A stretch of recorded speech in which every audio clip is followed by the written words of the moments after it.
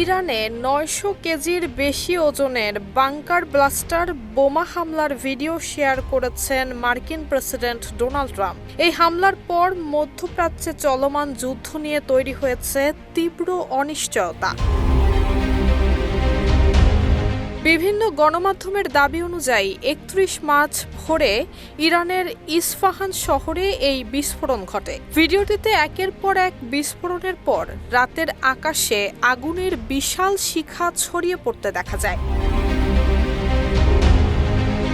যদিও ভিডিওটির কোনো প্রেক্ষাপট উল্লেখ করেননি মার্কিন প্রেসিডেন্ট, তবে বিভিন্ন গণমাধ্যমের প্রতিবেদন বলছে এটি ইস্পাহানের একটি বড় অস্ত্রগুদামে যুক্তরাষ্ট্র ইসরায়েলের যৌথ হামলার দৃশ্য হতে পারে। প্রায় ২৩ লাখ জনসংখ্যার এই শহরটি বাদর সামরিক বিমান ঘাঁটির জন্য পরিচিত।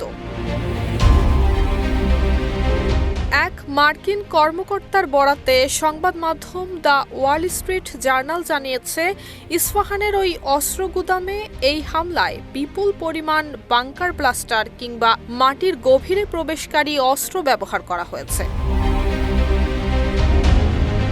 এই হামলার খবর এমন এক সময় এলো যার আগের দিনই ট্রাম্প হুঁশিয়ারি দিয়ে বলেছেন, যদি দ্রুত কোনো সমঝোতা না হয় তাহলে ইরানের জ্বালানি খাত, পারমাণবিক স্থাপনা এবং পানি সরবরাহ কেন্দ্রসহ গুরুত্বপূর্ণ অবকাঠামো ধ্বংস করে দেয়া হবে।